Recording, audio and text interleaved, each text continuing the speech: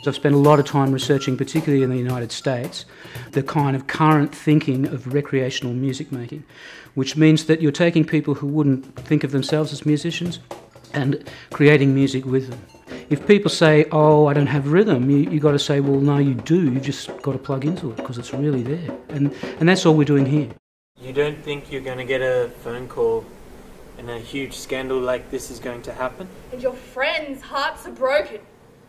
And your life will end by a firing squad. These criminals are being glorified as heroes.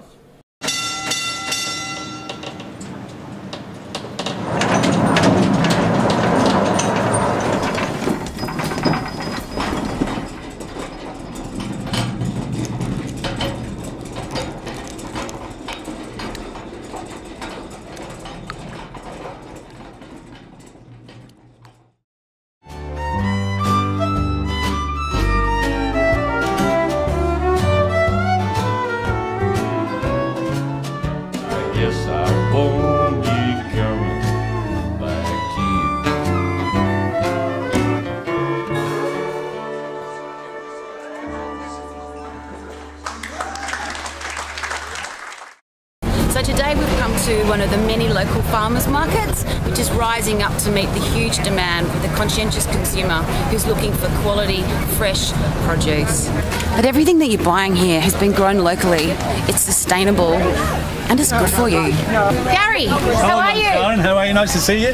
You too. Well, pork, all natural, hormone-free, free range. And what we do is in the afternoons, we pick up all the leftover leaves of the lettuce, apples, all the bruised fruit and vegetables from the markets, and they get fed to the pigs in the afternoon. Our goat's cheese goes well, sweet or savoury. Okay, I'll grab one of those, thanks. Discover the truth about solar power, renewables and the grid on The Baseload. This series discusses the pros and cons of solar power from a technical perspective, educating its audience in the language of solar power. Now sit right back and you'll hear a tale of faithful trips that started from war-torn countries aboard these tiny ships. The mate was a mighty smuggling man, the skipper cruel and poor. 9 people set sail that day for Australia's sandy shore, for Australia's sandy shore. The solution started getting tough, some tiny ships were lost. If not for the courage of the border force, the children would be tossed, the children would be tossed. Then people were dumped in a cage on this infertile desert isle by Morrison, the skipper too, the millionaire and his wife, the movie star, the professor and Julia, here on Morrison's Isle. Which were nothing less than concentration camps. The end of the 60s and the world was on fire. The push for racial equality was too slow for a young generation. For Indigenous people, a tide of anger was rising. The only political party in Australia until 1972 that ever supported Aboriginal rights was the Communist Party. The Communist Party was a leading fighter in a whole number of new areas, in the fight against the Vietnam War, in women's social liberation, in support of the Aborigines.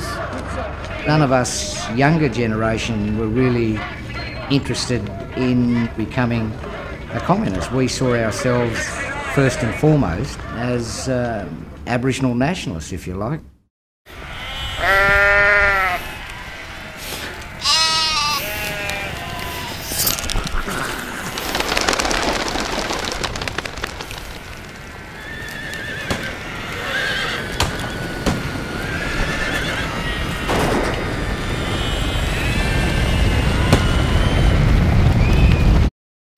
We were just looking for a place to hide and rest.